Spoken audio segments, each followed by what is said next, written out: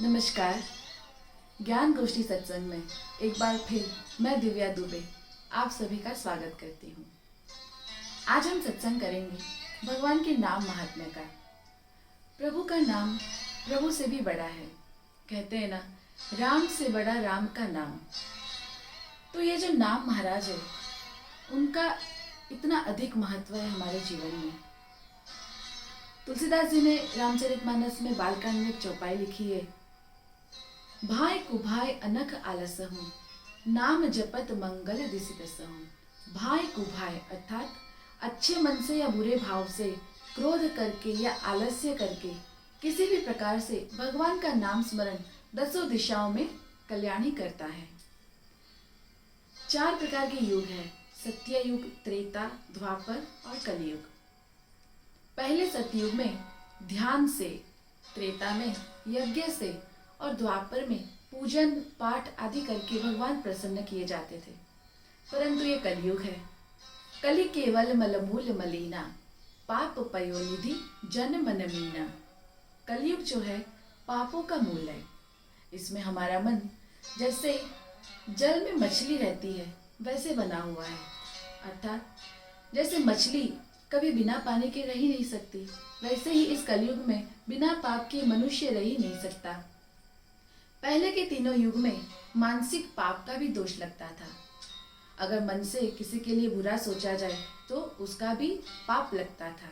लेकिन कलयुग में ऐसा नहीं है, क्योंकि यह तो वैसे ही मानसिक पापों की जड़ है, पापों का मूल है। मनुष्य का मन विचलित हो जाता है। इसीलिए मानसिक पुण्य का फल कलयुग में जरूर मिलता है। जैसे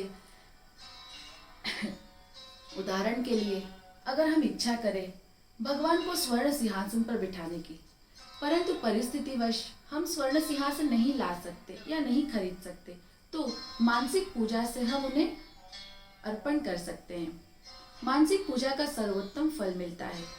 नाम स्मरण करके मानसिक पूजा की जाए, सकाम भाव से या निष्काम भाव से, अवश्य फलीभूत होती है। नाम स्मरण के साथ साथ भावना भी होनी चाहिए, क्योंकि पूजन के लिए सारी सामग्री उपलब्ध है, परंतु श्रद्धा या भावना नहीं तो वह पूजा व्यर्थ हो जाती है।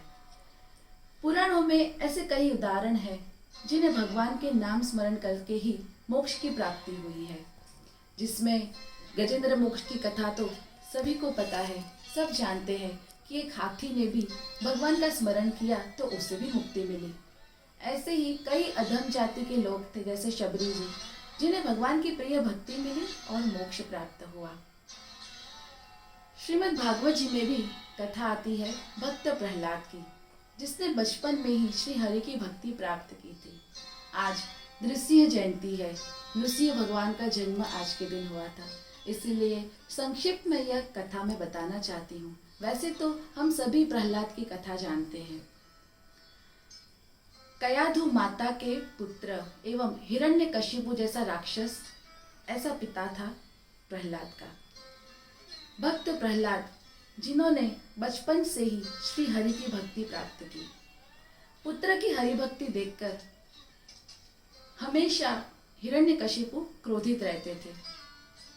क्रोधित हुए पिता हिरण्यकशिपु ने कई बार कई उपाय किए प्रहलाद को मारने के लिए। हर बार भगवान ने उन्हें बचा लिया। राक्षस राज का कहना था कि वह हरि की भक्ति छोड़ उनकी भक्ति करे, परंतु बचपन से ही प्रहलाद जी को हरि की भक्ति प्राप्त थी। वे हमेशा सतत श्री हरि का स्मरण करते थे। एक बार क्रोधित होकर श्री प्रहलाद जी को हिरण्यकशिपु ने पूछा, यदि तुम्हारे प्रभु सर्वत्र व्याप्त है तो बताओ इस खंभे में है क्या? इस खंभे से भगवान निकाल कर बताओ। जैसे ही प्रहलाद ने भगवान का स्मरण किया, खंभा तोड़कर भगवान श्री हरि नृसिंह रूप में प्रकट हुए। यह श्री हरि का आवेशावतार था। चूंकि दैत्य हिरण्यकशिपु ने ब्रह्मा जी से वरदान मांगा था कि न मृगम न मनुष्यम, न मनुष्य से मरूं न प्राणी से मरूं, न बाहर मरूं न अंदर मरूं, न दिन में मरूं न रात में मरूं, न किसी अस्त्र से मरूं न किसी शस्त्र से मरूं।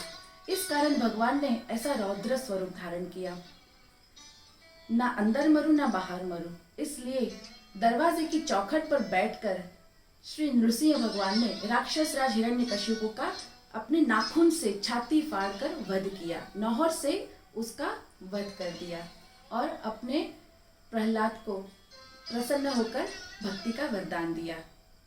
इस प्रकार हम देखते हैं कि नाम स्मरण में कितनी शक्ति है। भगवान स्वयं भक्त के वश में हो जाते हैं। वर्तमान समय में हम लोग इतने व्यस्त रहते हैं कि 15 मिनट से ज़्यादा कहीं पूजा पाठ में बैठ ही नहीं पाते, समय नहीं दे पाते, ना ही उतना ध्यान कर पाते हैं। तो हमारे लिए यह एक आसान तरीका है प्रभु की भक्ति करने का। अगर हम कार चला रहे हैं तो भगवान का कीर्तन सुने, उनका भजन सुने। यदि हम महिलाएं रसोई बना रही है तो कोई भी मंत्र का जाप करते करते, भजन करते करते या भजन सुनते सुनते हम अपना कार्य करते रहें। एक बार ऐसा करके देखिए, फिर बताइएगा अपने कार्य में हमें कितना आनंद आता है। तो यह आज हमने नाम महाराज का सत्संग किया। अगले अंक में हम फिर मिलेंगे एक नए विषय के साथ। जय श्री राम।